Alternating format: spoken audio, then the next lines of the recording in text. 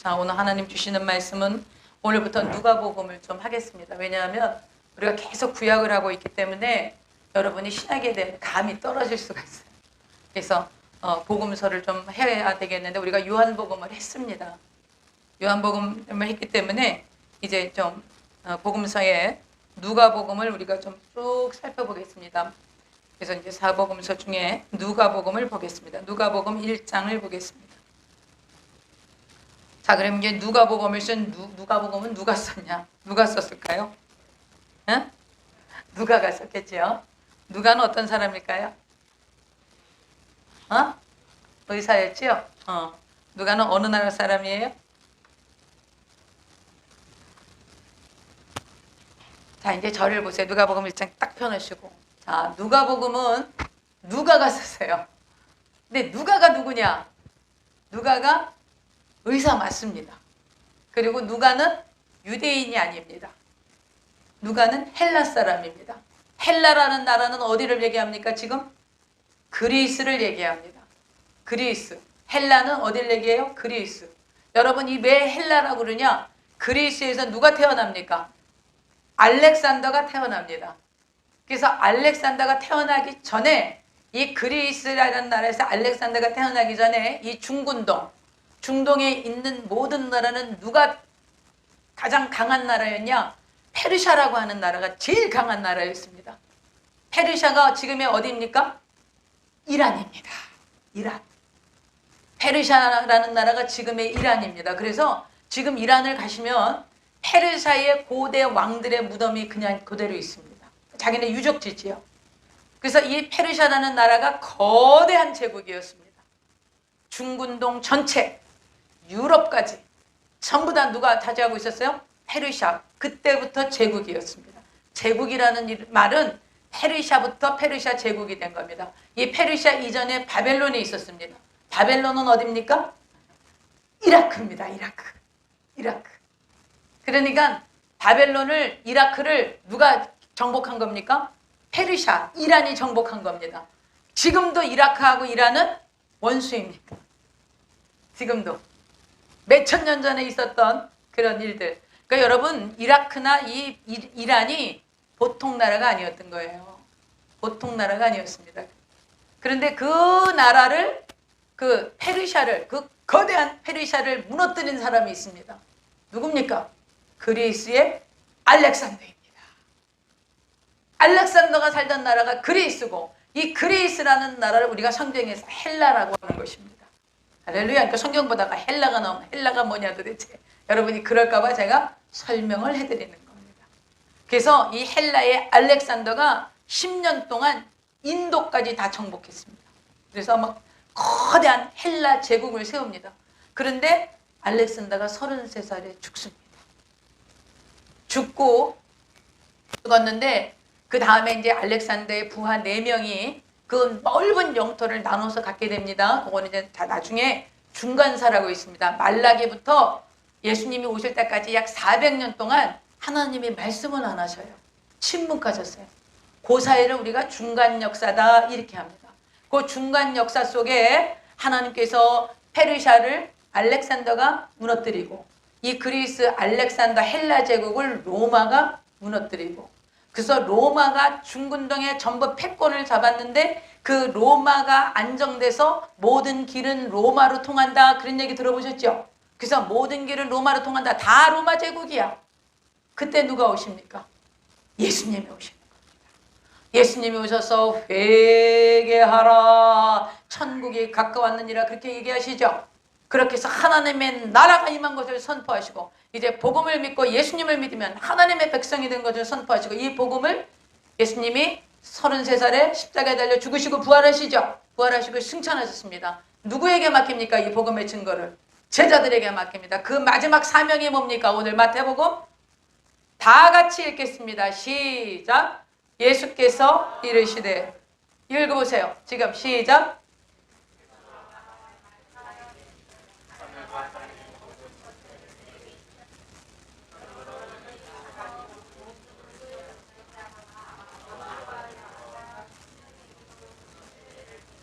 내가 너희에게 분부한 모든 것을 가르쳐 지키게 하라. 볼지어다 내가 세상 끝날까지 너희와 항상 함께 있으리라 하시리라.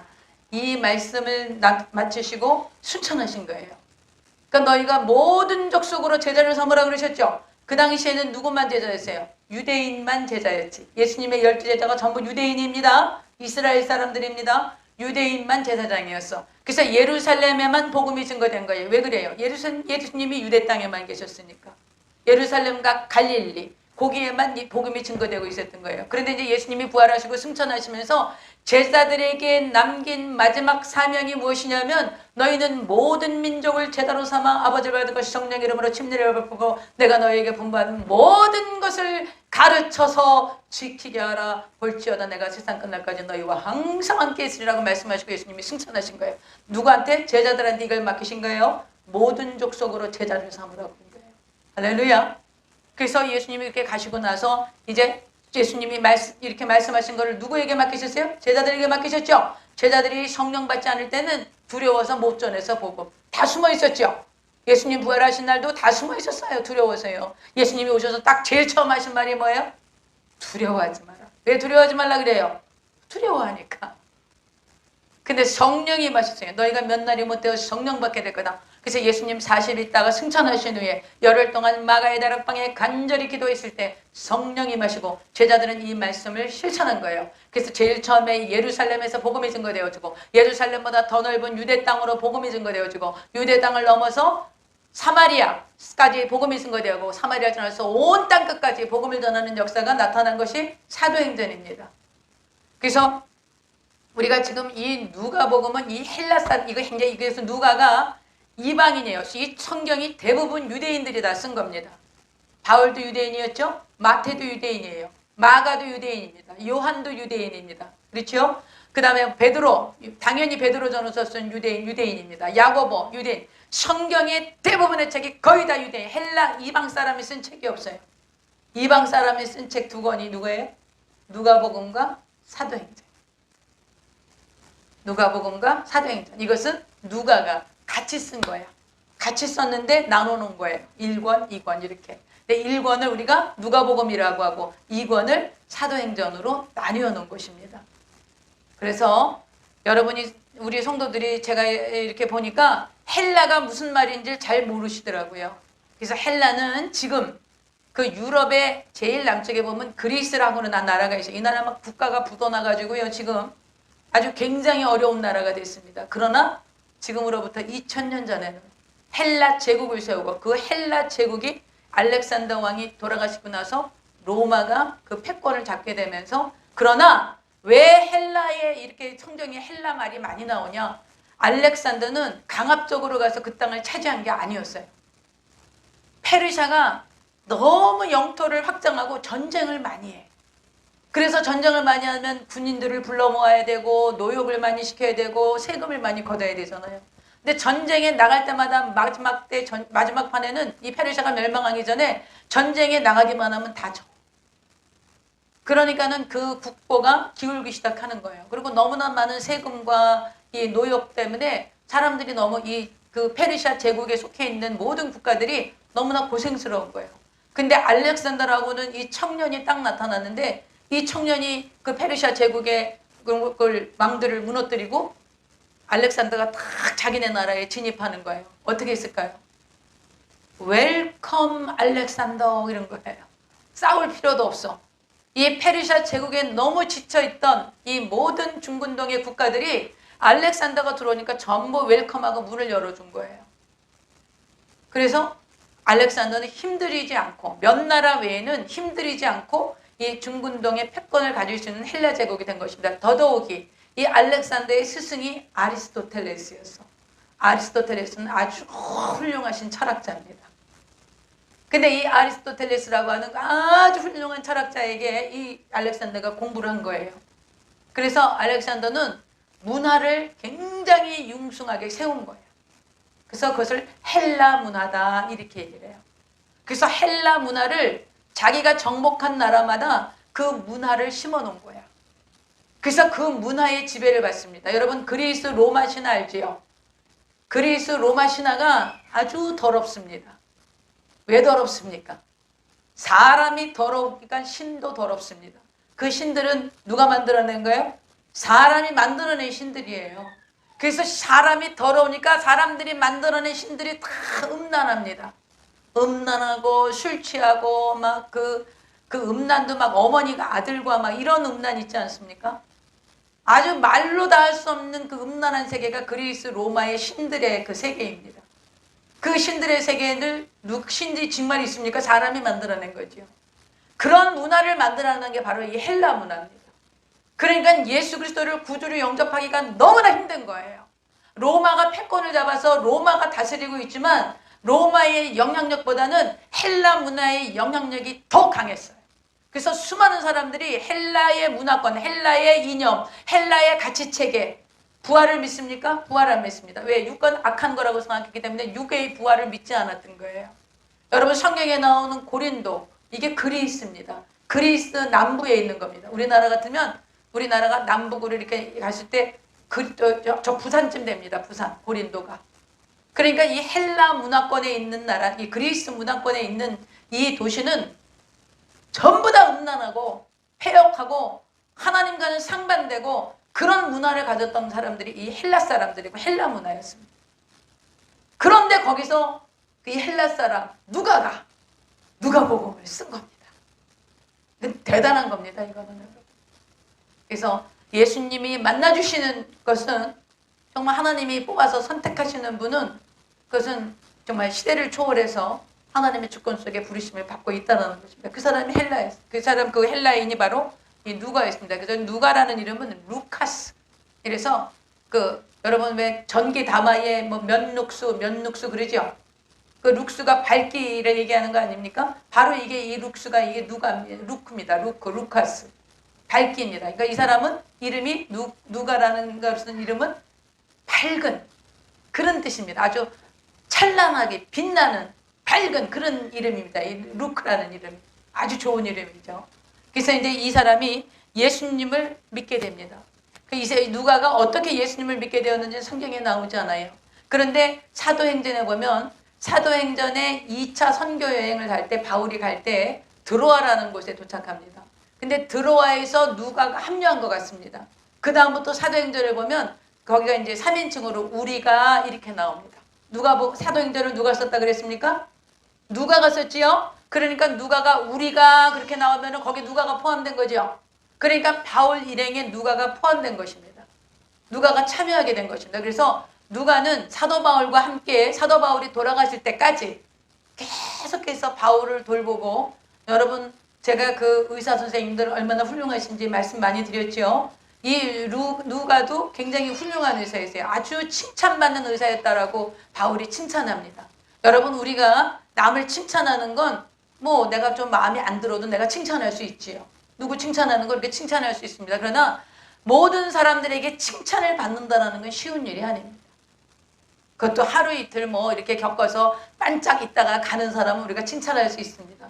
그러나 누가는 그렇지 않았습니다. 바울이 사역을 마치고 순교할 때까지 바울 곁에 끝까지 남아있던 사람이 누가였습니다. 근데 바울이 마지막 디모데에게 누가는 칭찬받는 의사다 이런 얘기를 해요. 그러니까 굉장히 성품도 정말 온유하고 겸손하고 진실하고, 그리고 그 의사가 되려면 굉장히 좀 공부도 잘하고 똑똑해야 되지 않았겠습니까? 지금이나 그때나 마찬가지라고 생각이 듭니다.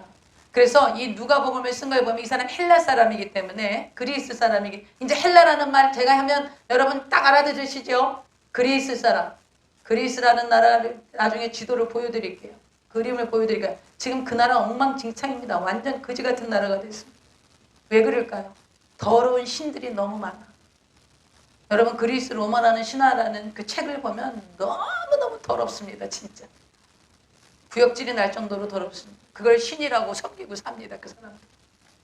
그러니 그 나라가 온전하겠습니까?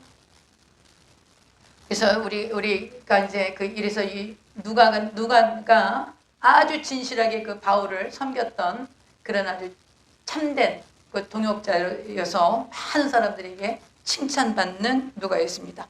그리고 이 책은 사도 바울이 누가가 굉장히 내가 잘 살피고 미루어서 막 이렇게 했다 그래요. 그러니까 아주 꼼꼼하고, 그리고 지금 우리가 이게 번역된 것을 보니까 그렇지 헬라어 원어로는 가장 아름다운 문필과 아름다운 표현법을 써서 쓴 책이 이 누가복음입니다. 그래서 헬라어를 아시는 분들은 헬라어로 이 누가복음을 읽으면 너무너무 누가복음이 아름답습니다. 문체가 수려하고 헬라 사람이니까 다른 사람들 마테마가 또 뭐 요한 이런 사람들이 이거 헬라어로 기록된 겁니다. 신약 성경은 그 유대인들이 히브리 말을 쓰는 유대인들이 헬라어로 성경을 기록하려니까 적당한 표현법이 없었기 때문에 그렇게 아름답지 않아요. 꼭 필요한 단어밖에는 쓰지 않았습니다. 그러나 누가는 그렇잖아요. 자기가 헬라 사람인데 헬라어로 썼고 또 굉장히 공부를 많이 한 사람이었기 때문에 아주 문장이 수려하고 그리고 다른 요 복음서에는 없는 30가지가 넘는 것들을 다 찾아냈습니다. 다 찾아냅니다. 그래서 여러분 하나님이 마가복음은 마가가 누구의 제자였습니까? 베드로의 제자였습니다.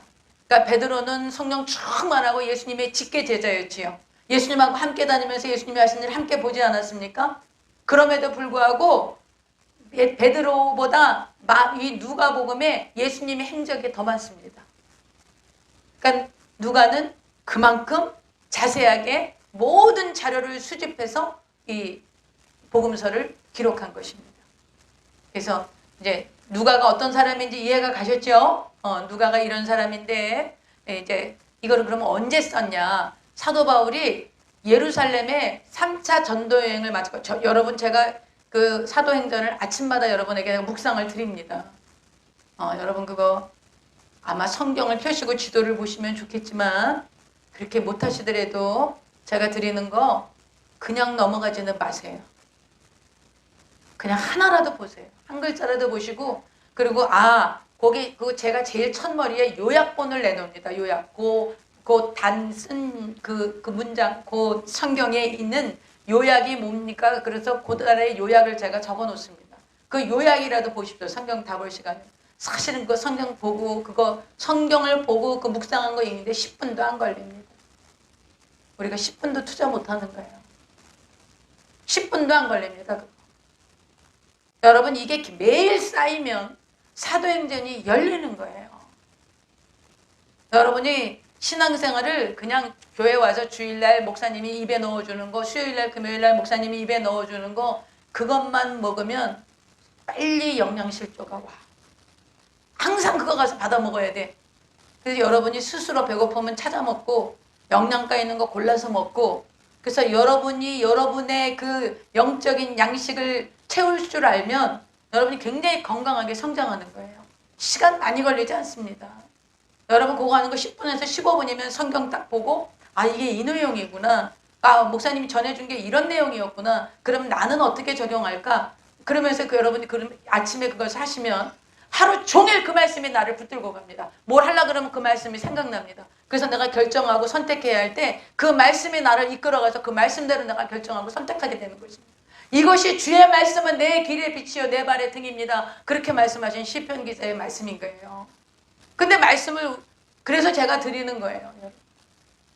제가 힘들고 막 밤에 여기서 10시 반 거진 11시 돼서 우리가 9시 성경 공부가 끝납니다. 그러면 제가 잠자리를 12시 1시나 돼야지 어떻게 잠이 들어요. 잠도 안 오죠. 뭐 잠잘 때가 지나가서. 그리고 4시에 일어나려면 굉장히 아주 힘듭니다. 근데 그래도 이걸 균형을 맞춰야 되겠어서 구약을 지금 계속 하고 있기 때문에 구약만 하면 또 신약이 또 우리 성도들이 균형이 안 잡힙니다. 그래서 제가 사도행전을 지금 계속 아침에 메시지를 드리는 거예요. 그래서 여러분이 아이고 우리 담임 목사가 하느라고 하는구나 그렇게 생각하시고 그냥 넘어가시면 안 돼요. 꼭 성경 찾아서 보시고 이 말씀이 이 말씀이구나 이렇게 해서 보셔야 합니다. 그래서 지금 오늘 우리가 어저께 사도 바울이 예루살렘에 도착했습니다. 예루살렘에 도착했는데 구제헌금을 갖고 도착해요. 예루살렘이 굉장히 예루살렘 교회가 힘들어집니다. 왜 예루살렘 교회가 힘들어집니까? 그 당시에 유대교인 다 유대교를 믿고 있지 않습니까? 유대인들이. 근데 이 사람들이 기독교인이 된다는 건 이단이 되는 거예요. 이단. 그 당시에. 예수님 메시아라고 믿지 않았기 때문에. 그러면 기독교인이 그리스도인이 되니까 크리스찬이 된다는 건 유대 사회에서 축출당하는 거예요. 유대 사회에서 먹고 살 수가 없어요. 그렇기 때문에 교회 안에 모든 재산을 팔아가지고 들어오는 겁니다. 보셨죠? 바나바가 다 자기 재산을, 바나바가 굉장히 부자였던 것 같아요. 구브로 섬에서 아주 유력한 사람이었던 것 같아요. 나중에 그 구브로 섬에 바울이 갔을 때 막 그 총독 서기오 바울이라는 사람이 막 내 친구라 그러면서 반가워하고 그럽니다. 이 구브로를. 그러니까 구브로 같은 부자가 교회에 예수님을 믿게 되자 전 재산을 교회에 다 헌납합니다. 그걸 보고서는 누가 질투가 나서 또 해요? 아나니아와 삽비라가 아이고 나도 칭찬받고 싶네 그렇게 하고 하려고 그러는데 하려고 보니까 마음이 아이고 이건 아니다. 절반만 하자. 마음이 바뀌었어. 그래갖고 절반만 해. 근데 절반만 했으면 그냥 절반만 했다고 그러면 되죠. 근데 와갖고 베드로한테 뭐라 그래요? 이게 전부입니다. 이랬어요. 그러니까 그냥 바로 데려가셨죠. 그거는 또 일어나지 않았어요. 이례적인 사건이야. 그러니까 처음 교회가 탄생되어졌는데 그런 거짓말로 교회를 세울 수 없다는 거예요. 성령님께서. 그래서 바로 데려가시죠. 부부가 한꺼번에 가버려요. 그렇게 교회가 막 세워져서 이 유대인들 공동체였는데 이 사람들이 이제 바울이 이제 이런 공동체 안에 있다가 교회가 너무 어려워지는 거야. 왜 그래요? 여러분 우리가 복지 너무 좋아하시면 안 돼요. 여러분. 돈을 벌어하고 우리를 줘야 돼. 그렇죠? 기업이 잘 되고 고용이 극대화돼야 돼. 그래서 산업이 막 일어나야 돼. 그리고 우리를 돈을 줘야 돼. 이윤을 남겨갖고. 그래야지 밑빠진 독이 안 돼. 근데요. 이 예루살렘 교회는요. 부자들이 예수 믿고 나오면 교회 와서 헌금 다 들여. 재산 다 들여. 거기 와서 같이 먹고 살아. 근데 이제 점점 가뭄이 들고 흉년이 오는 거야. 먹고 살 게 없는 거야. 헌금도 안 들어와. 다 썼어. 다 있는 거 갖고 다 쓰니까. 그러니까 예루살렘 교회가 굉장히 어려워지는 거예요. 그래서 사도 바울이 선교 여행을 다니면서 자기가 세운 교회에서 헌금을 받아요. 그걸 연보라 그래요. 연보. 구제헌금을 연보라 그래요. 연보돈을 받아가지고 이것을 예루살렘에 갖다 주러 예루살렘으로 가는 게 3차 전도 여행입니다. 그래서 예루살렘으로 가서 그 헌금을 주고 그랬더니 유대인들이 이 바울을 죽이려고 그런 얘기 제가 지금 하고 있는 중이에요. 지금 제가 아침에 보내는 묵상이. 유대인들이 바울을 죽이려고 바울을 고소합니다. 그래서 바울이 총독한테 붙어서 가이사랴는 총독부가 있는 곳이에요. 예루살렘에서 북쪽으로. 이 가이사랴에 가서 감옥에 2년 동안 있게 됩니다. 감옥에 2년 동안 바울이 갇혀있는 동안에 이 누가는 할 일이 없죠. 사도 바울이 감옥에 있으니까. 가이사랴 감옥에 있으니까 할 일이 없어. 그때 이 누가가 예수님의 행적을 겪었던 목격자들을 찾아다닙니다.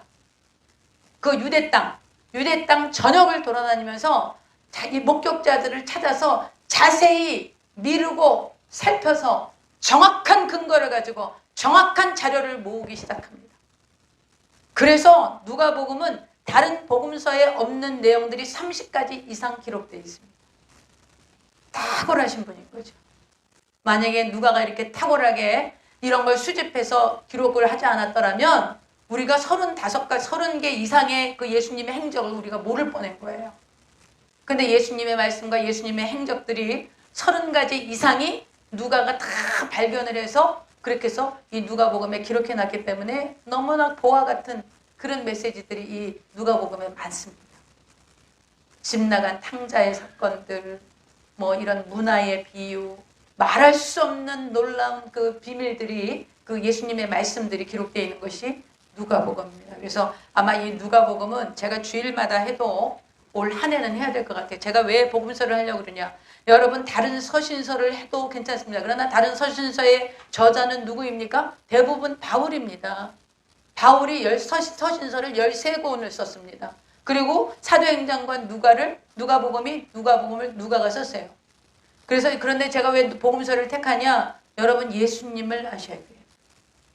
예수님을 알아가셔야 돼요. 예수님이 나와 무슨 관계가 있나? 예수님을 알아가시는 것이 너무나 중요합니다. 할렐루야. 바울이 전한 복음은 예수님의 부활과 예수님의 재림에 대한 복음이었어요. 바울이 전한 건 십자가와 재림과 부활과 재림을 증거하는 거예요. 그런데 우리가 예수님의 십자가 사건을 제대로 파악하지 못하고 있어. 예수님의 재림에 대해서 뭔지 잘 몰라. 예수님의 부활을 우리가 정확하게 알지 못해. 그러면 바울 서신도 이해할 수 없는 거예요.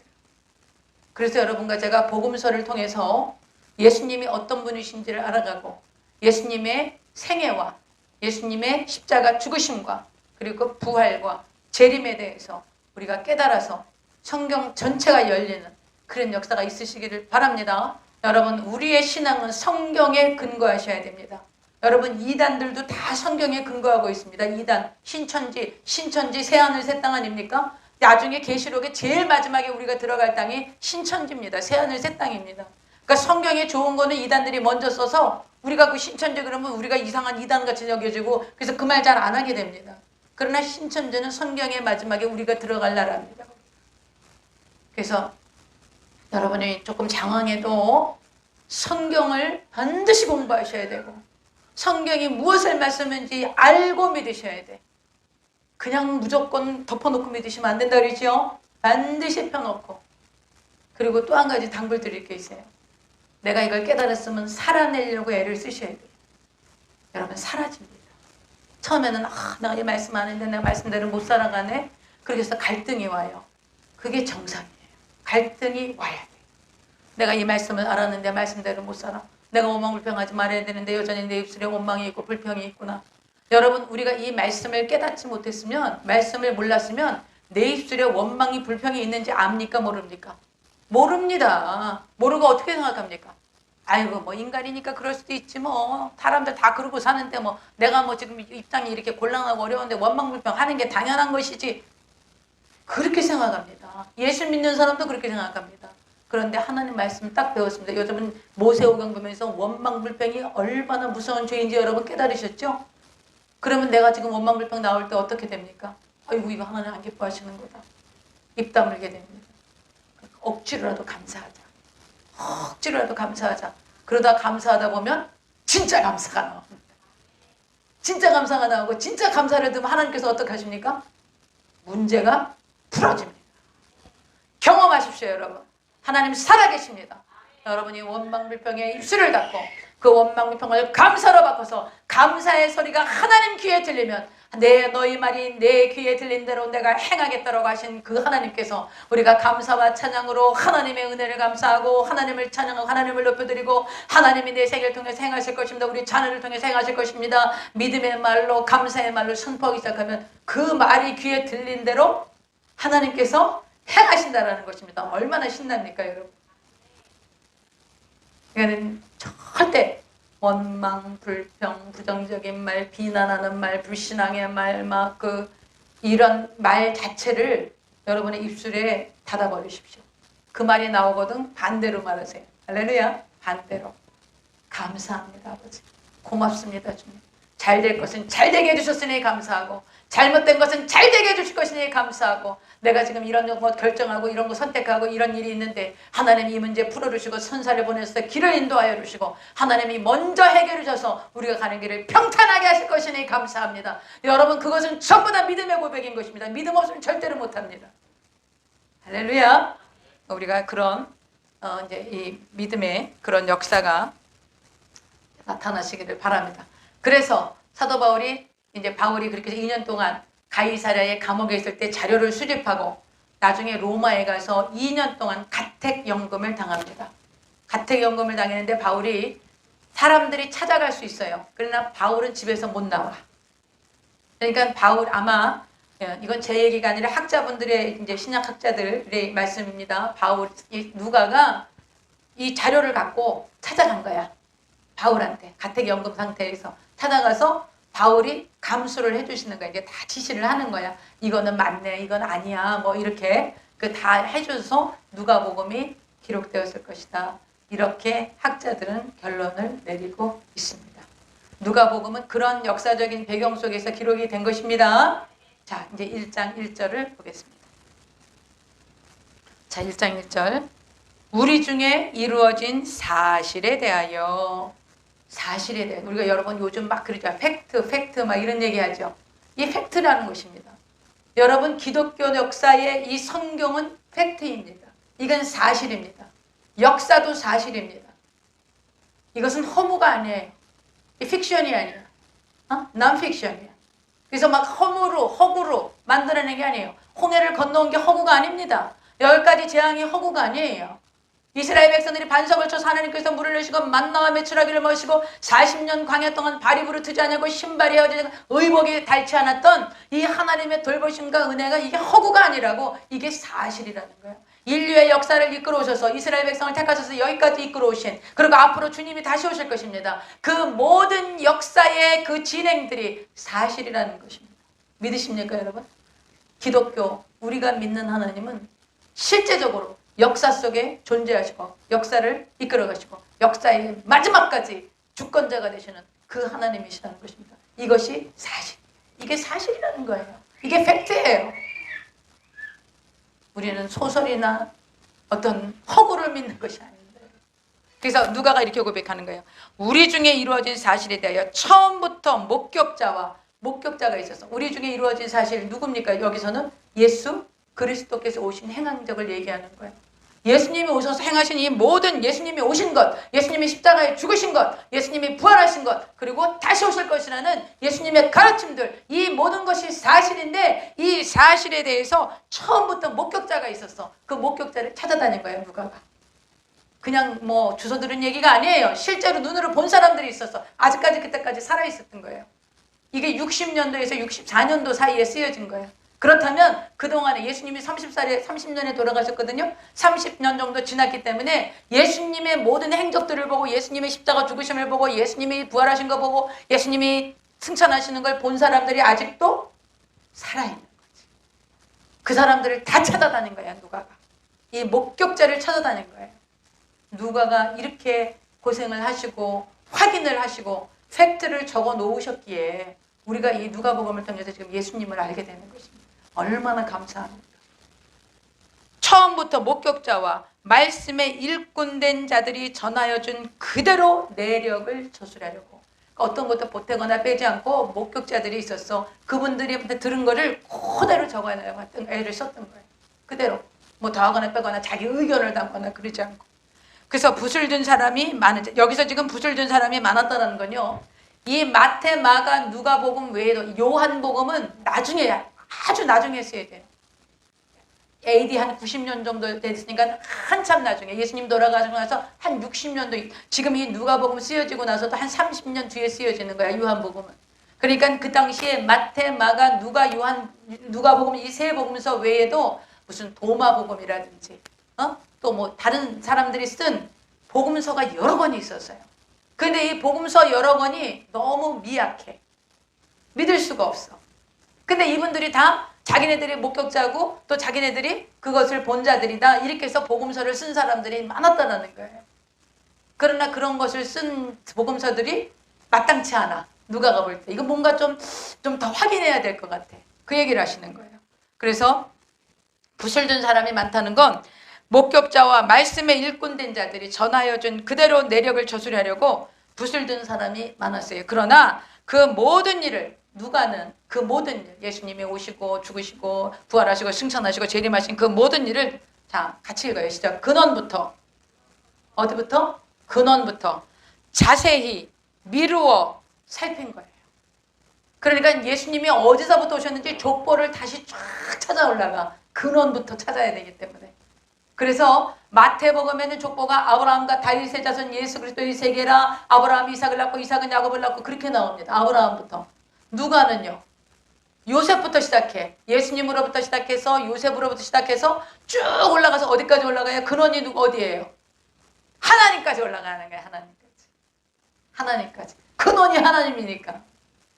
누가가 근원 하나님에까지 올라가고 자세히 미루어 살펴서 아주 상당히 자세하게 이 성경을 기록해 놓습니다. 그래서 예수님 오시기 전에 침례 요한이 짠하고 나타나죠. 다른 복음서에는 침례 요한이 어느새 짠하고 나타나서 회개하라, 천국이 갖고 왔느니라, 내 뒤에 오시는 이는 내가 그 신들매를 푸기도 감당치 못하리라, 막 그런 얘기 하시죠.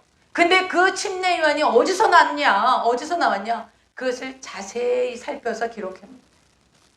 그래서 침례 요한의 일생, 태어난 그 일생이 자세히, 그리고 모든 정황들이 아주 자세하게 미루어 살펴서 기록한 책이 누가복음이에요. 그래서 누가복음은 상당히 은혜가 있습니다. 뭐 다른 책도 마찬가지지만 아주 서술들이 막 그 자연스럽고 자세하고 그래서 여러분이 누가복음을 읽으면서 아주 많은 감동이 있을 것입니다. 자, 그 다음에 이제 자세히로선 데오빌로 각하에게 차례대로 써보내는 것이 좋다. 이 데오빌로는 아마도 하나님을 사랑하는 자 이런 뜻이에요. 데오빌로는 뭐 하는 자? 하나님을 사랑하는 사람들, 사랑하는 사람 이런 뜻이에요. 그러니까 여러분 하나님을 사랑하는 여러분은 다 데오빌로가 되는 거죠. 그래서 학자들이 이거는 일반적인 그리스도인들 하나님을 사랑하는 사람 그 사람들한테 써보낸 거야. 그런데 누구라고 정하면 안 되기 때문에 그 당시에 로마의 속국이었으니까 그래서 데오빌로라는 이름을 쓴 거야. 이렇게 생각하는 학자들이 있고요. 또 한 분의 학자, 또 다른 한편의 학자들은 아니야. 데오빌로라고 구체적인 고유명사야. 이게 이름이야, 이름. 고유명사를 쓴 걸 보니까 이 헬라 사람이잖아요. 그러니까 헬라 그 당시에 로마에 있는 아주 유력한 자기의 친척이나 유력한 정치인이었을 것이다. 근데 로마 사람이 예수님 믿습니까? 안 믿습니다. 그러니까 이분에게 예수님을 전할 때 이분이 예수님을 굉장히 관심이 있었던 분이라고 생각하고 이 데오빌로라는 그 로마의 아주 유력한 정치인에게 예수님의 생애를 순서대로 쫙 기록해서 이 누가복음과 사도행전을 기록해서 그분에게 보낸 것이다. 이렇게 보시는 학자들도 있습니다. 제가 두 가지 얘기를 다 했습니다. 그러니까 왜 두 가지 얘기를 다 합니까? 여러분이 가도 어디 가서 듣고서는 아유 목사님 이 목사님은 이렇게 얘기하는데 목사님 틀린 거 아니에요? 또 이렇게 얘기하시잖아요. 그래서 여러분 우리가 학자분들이 이것을 연구하면서 이제 한 분은 데오빌로는 일반적인 하나님을 사랑하는 모든 성도들에게 쓴 것이다 이렇게 얘기하시는 분이 있고 아닙니다. 이 데오빌로라는 것은 고유명사, 고유명사라는 자기 이름이라는 게 나만 갖고 있는 이름이기 때문에 이것은 아마도 누가가 워낙에 이 누가가 뭐 의사로서 헬라에서 좋은 집안이었기 때문에 그 집안에 유력한 그 로마의 정치권에 있는 사람이 있었을 것이다. 그분에게 개인적으로 그 예수님의 생애에 대해서 쭉 순서적으로 써보낸 편지다. 이렇게 얘기하시는 분도 있다는 거예요. 그러면 저는 어떤 걸 지지할까요? 저는 뒤에 걸 지지합니다. 로마의 누가의 유력한 친척인 그런 권력이 있는 그런 데오빌로라는 사람이 있었을 것이고 그분에게 복음을 전하기 위해서 그런 분이 예수님을 영접하게 되고 이 복음을 받아들이게 되면 훨씬 더 영향력이 있지요. 여러분 제가 말씀드리면 여러분이 우리 목사님 맞나? 뭐 이렇게 생각할 수 있지만 이용훈 목사님이 말씀하시면 바로 믿죠. 그 왜 그렇습니까? 이용훈 목사님은 그만큼 영향력이 있는 분이세요. 그러니까 지금 이 누가가 데오빌로라는 분에게 써보내는 편지는 왜 그렇습니까? 누가가 얘기하면 누가 자네가 무엇이간데 안 믿습니다. 사람. 그러니까 누구를? 데오빌로 각하를 그런 유력한 정치인을 복음을 듣게 하고 그리스도인으로 이 사람이 예수님을 영접하면 그분을 통해서 훨씬 많은 사람들이 영향을 받게 되는 것입니다. 그렇기 때문에요, 여러분요. 여러분 자녀들 잘 키우셔야 돼요. 제가 여러분 자녀들이 우리 애들이 왜 잘 살아야 되고 잘 자라야 되고 건강하게 이 몸과 영혼과 몸이 다 건강해야 되는가? 선한 영향력을 흘려보내야 되기 때문에 그래요. 그래서 제가 우리 손주들한테 하는 얘기가 그겁니다. 공부해서 남 죽어라. 우리 손주 아이가 공부를 도대체 누가 만들어낸 거야? 공부하기 싫은데 공부를 만들어낸 사람이 누구예요? 할머니 막 이래요. 그래서 공부를 만드는 사람은 하나님이 만드셨다. 제가 그랬어요. 하나님이 이 세상을 다스리고 정복하고 생육하고 번성하고 땅에 충만하라 이러셨기 때문에 우리가 하나님이 만들어 놓은 걸 모르면 우리가 이것을 다스릴 수가 없다. 그래서 하나님이 이것을 다 다스리도 하나님 우리가 이걸 다 배우게 만들어 놨다. 그거 배우면 머릿속에 쏙쏙 들어가고 다 기억할 수 있게끔 우리의 뇌세포도 하나님이 충만하게 만들어 놨다. 아인슈타인도 뇌세포 15%밖에 못 쓰고 죽었대더라. 그러니까 다른 사람, 일반 사람들은 2%에서 3%도 못 쓰고 죽는데요. 하나님 우리를 다 천재로 만들어 놨거든. 근데 우리 이거 다 못 쓰고 죽는 거예요. 그러니까 얼마든지 공부해라. 단 공부 잘해서 남 죽어라. 공부 잘해서 나 잘 되려고 하는 건 제일 불행하다. 여러분 탐심으로 사는 게 제일 불행합니다. 나 잘 돼서 막 큰 소리 치고 출세하고 성공해서 이렇게 살아야지. 그 사람이 제일 불행합니다. 나는 우리 자녀들이 불행해지는 거 싶어서 공부해서 남 주고 네가 왜 공부해야 되는 줄 아냐?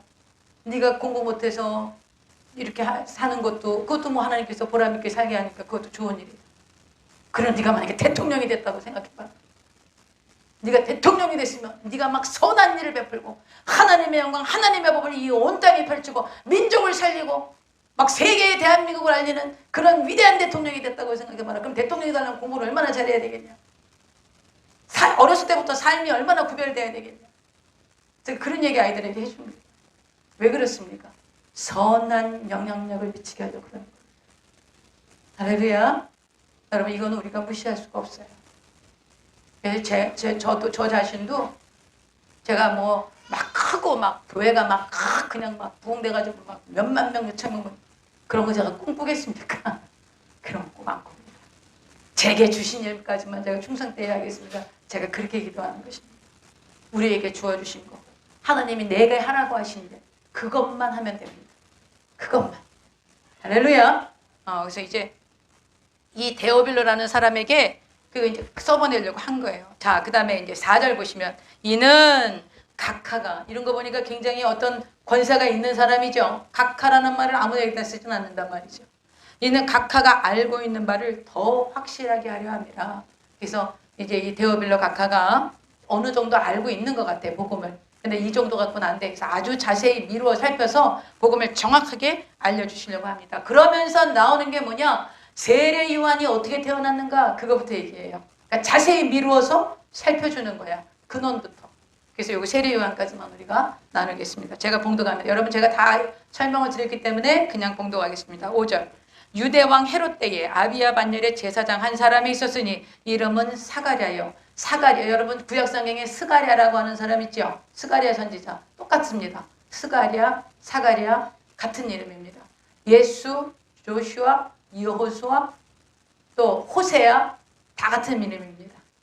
할렐루야. 아이고 호세아는 다른가 보다. 아닙니다. 호세아, 여호수아, 예수 다 똑같은 이름입니다. 그러니까 같은 이름이 많은 것이죠.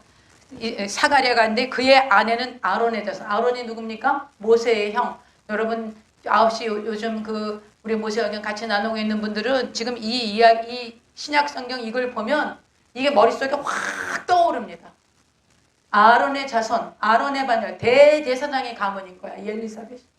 대단한 가문인 거예요. 엘리사벳. 이 심내 요한의 어머니가 대제사장 아론의 직계후손이야. 직계후손. 그 다음에 26절. 이 두 사람이 하나님 앞에 의인이니 주의 모든과 계명과 규례대로 흠이 없이 행하더라. 굉장히 경건한 사람이었어요. 하나님께서 경건한 사람들에게 이상하게 아기가 없어. 그렇죠? 아브라함이 아기가 없었잖아요. 또 이삭도 40에 결혼했는데 60살까지 아기가 없는 거예요. 그리고 사무엘의 아버지, 사무엘의 그 엘가나와 한나가 아기가 없어. 하나님 누굴 줘요? 사무엘을 줘요. 그 아기가 없어서 그 당시에 여자가 아기를 못 낳으면 저주받았다고 생각하는 거예요. 그런데 하나님께서 위대한 지도자를 하나씩 줄 때마다 아기가 없는 집에 줘갖고 그 위대하게 만들어. 지도자를 세워. 왜 그럴까요? 하나님이 하나님의 사람들을 보낼 때 정말 기다리는 사람을 보내주는 거예요. 하나님이 보내셨다는 걸 깨닫게 하고 보내시는 거예요.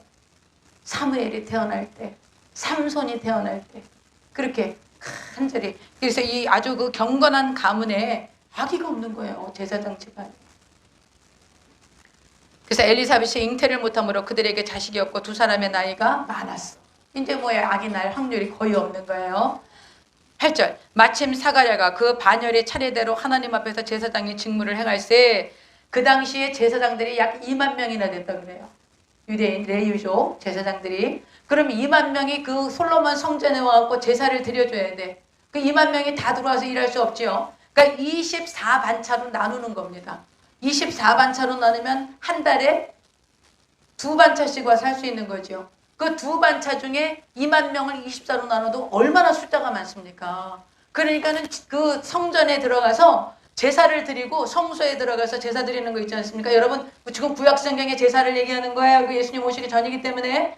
여러분 우리가 구약을 모르면 이거 지금 무슨 얘기인지 못 알아들어. 지금 내 얘기를. 여러분 구약을 반드시 알아야 돼. 반드시 알아야 돼. 특별히 레위기.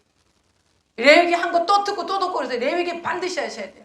그래서 레위기 제사를 드려야 되는 거예요. 이 제사장들이 와서. 근데 너무나 제사장들이 많아갖고 자기 차례가 안 돌아와. 그래서 제비 뽑았는데 이 스가랴가 된 거예요. 그러니까 이게 보통 은혜가 아닌 거예요. 제사장이 그렇게 많은데 그 많은 제사장 중에 스가랴가 뽑힌 거야. 왜 뽑았을까? 요한을 보내시려고 하나님이 아버지 스가랴를 뽑아갖고 성전 안에 들어오게 하신 거야. 제사들이. 보세요. 8절 마침 사가랴가 그 반열의 차례대로 하나님 앞에서 제사장의 직무를 행할새 제사장의 전례를 따라 제비를 뽑아 주의 성전에 들어가 분향하고 제사장이 너무 많았기 때문에 순서가 안 돼. 그러니까 제비를 뽑아야 돼. 제비를 뽑는 결과는 누구한테 달려있어요? 하나님께 달려있는 거지. 하나님이 제비를 뽑아서 사가랴를 성전 안에 들여보내는 거야. 성전 안에서 하나님이 만나주시는 거예요. 봐요. 10절 모든 백성은 그 분향하는 시간에 밖에서 기도하죠. 성전 밖에서 기도하는데 주의 사자가 그에게 나타나 향단 우편에서는 향단이 어디야? 향단. 분향단. 레위기 공부하시는 분들 알죠? 성막의 분향단, 성소의 분향단. 그 분향단에 향 피우고 있는 거예요. 그런데 거기 누가 나타났어요? 여호와의 사자가. 향단 우편에 선지라. 얼마나 놀랬겠어요. 사가랴가. 놀랬겠죠? 여러분 하나님 나타나니까 할렐루야 좋더라. 그 사람은 조금 문제가 있는 거예요. 사가랴가 보고 놀라며 무서워하니 천사가 그에게 이르되 사가랴여 무서워하지 말라. 너의 간구함이 들린지라. 내 아내 엘리사벳이 내게 아들을 낳아주리니 그 이름을 요한이라 하라. 그러면서 너도 기뻐하고 즐거워할 것이요 많은 사람도 그의 태어남을 기뻐하리니 이는 그가 주 앞에 큰 자가 되며 포도주나 독한 술을 마시지 아니하며 모태로부터 성령의 충만함을 받아 이스라엘 자손을 곧 그들의 하나님께로 많이 돌아오게 하겠습니다. 여러분 이렇게 천사가 얘기하는 거예요. 제가 어떤 분이 이런 얘기하는 거죠. 성경에 보시오 포도주와 독주의 얘기도 나오지 않습니까? 그러니까 포도주와 독주를 마셔도 됩니다. 막 이렇게 얘기하는 분이 계셨었어요. 큰일 납니다. 이건 그 말이 아니에요. 나시린 배웠죠? 나시린 배웠어요? 안 배웠어요? 나시린 어떤 사람이에요? 태어날 때부터 제사장 되는 게 아니에요. 자기가 자원해서 나시리 되는 거야. 나시린은 포도주와 독주 절대 안 돼. 포도에서 난 건 일절 안 돼. 그렇죠? 포도에서 난 거 포도즙도 안 돼. 일절 포도에서 난 거 독주 절대 마실 수 없어. 이게 나시린이야. 그러니까 여기서 지금 포도주와 소주를 독한 술을 마시지 아니하며 이건 무슨 뜻이에요? 요한이 나시린으로 구별되어서 태어났다라는 거예요. 할렐루야. 나시린은 하나님께 구별되어지기 때문에 이런 소주나 여기 옛날 성경에 소주로 나와. 이 포도주나 독주 이런 거 일절 입에 대면 안 되고 시체 가까이 하면 안 돼요. 나시린은 철저했습니다. 제사장은 포도주를 먹을 수 있었어요. 그러나 나시린은 안 되는 거예요. 이렇게 철저하게 정결하고 거룩하게 나시린으로 태어난 사람이 바로 누구였어요? 침례 요한이었어요. 세례 요한이었어요. 이 세례 요한에 태어난 것을 이제 쭉 기록을 하셨습니다. 그리고 세례 요한이 와서 뭐 했나? 이스라엘 자손을 주 곧 그들이 하나님께로 많이 돌아오게 하겠습니다. 하나님께로 돌아오도록 그 나시린으로 하나님이 그 요한을 잉태하게 하셨다는 거. 또 그가 또 엘리야의 심령과 능력으로 주 앞에 먼저 와서 아버지의 마음을 자식에게 거스르는 자를 의인의 슬기에 돌아오게 하고 주를 위하여 세운 백성을 준비하리라. 하나님께 돌아오게 하는 것. 구약의 선지자의 역할을 하는 것이 바로 침례 요한이었어요. 사가랴가 천사에게 이르되 내가 이것을 어떻게 할리요? 내가 늙고 아내도 나이가 많으니이다. 천사가 대답하되 사가랴가 믿을 수 없지요. 사가랴가 믿을 수 없었어요. 어떻게 내가 아기를 갖는단 말인가 이렇게 생각했던 거예요. 19절 천사가 대답하여 이르되 나는 하나님 앞에 서 있는 가브리엘이라. 나중에 천사 얘기를 제가 좀 해드리겠습니다. 가브리엘이라 이 좋은 소식을 전하여 내게 말하라고 보내심을 받았노라. 보라 이 일이 되는 날까지 내가 말 못하는 자가 되어 능히 말을 못하리니 이는 내가 내 말을 믿지 아니함이거니와 때가 이르면 내 말이 이루어지리라 하더라. 그래서 백성들이 아무리 기다려도 안 나와 사가랴가. 그래서 21절 백성들이 사가랴를 기다리며 그가 성전 안에서 지체함을 이상히 여기더라. 그가 나와서 그들에게 말을 못하는 거야. 부정적인 말을 했기 때문에 하나님은 말 못하게 하죠. 그래서 말을 못하니 백성들이 그가 성전 안에서 환상을 본 줄 알았더라. 그가 몸짓으로 뜻을 표시하며 그냥 말 못하는 대로 했더니 그 직무의 날이 다 되매 집으로 돌아가고 이후에 그의 아내 엘리사벳이 잉태하고 5달 동안 숨어 있으며 이르되 주께서 나를 돌보시는 날에 사람들 앞에서 내 부끄러움을 없게 하시려고 이렇게 행하심이라 하더라. 이렇게 말씀해서 세례 요한이 잉태되게 된 사건까지 누가복음이 어떻게 기록됐는지, 누가는 어떤 사람이었는지 이런 것도 오늘 나누었습니다. 기도하겠습니다. 하나님 아버지, 어찌하든지 이 땅에 하나님께서 이 말씀을 주시고 예수님의 생애를 정말 훌륭한 그런 주님의 제자들을 통해서 그 생애를 잘 기록해 놓으셔서 오늘 우리가 그 예수님의 생애를 다시 깨닫고 또 그분들이 이렇게 써놓은 것들을 보면서 우리의 믿음의 그런 모든 가르침들을 정결하게 깨닫고 행할 수 있도록 은혜를 베풀어 주신 것을 감사합니다. 성령 하나님 이곳에 임하셔서 이 하나님의 말씀이 살았고 운동력이 있어 우리의 영과 혼과 골수와 간절을 찔러 쪼개는 것입니다. 우리의 신앙은 이 팩트, 우리 주 하나님이 살아계신 하나님, 역사의 주권자이신 하나님, 세계와 천지와 우주와 만물을 창조하신 창조자 하나님, 전능하신 하나님, 범죄한 인류를 향하여 육신을 입고 이 땅에 오신 우리 주 예수 그리스도, 하나님의 아들 그 예수 그리스도의 십자가의 죽으심과 부활과 그리고 승천과 다시 오심에 대하여서 이 모든 것이 팩트입니다. 주님, 우리가 이것을 말씀을 통해서 분명하게 깨달을 뿐만 아니라 이 말씀이 우리 삶 가운데 이루어지고 또 주님이 행하실 것들을 우리가 기대하면서 믿음으로 주님께 반응하고 주님께 순종하도록 역사하여 주시옵소서. 예수님의 이름으로 기도드립니다. 아멘.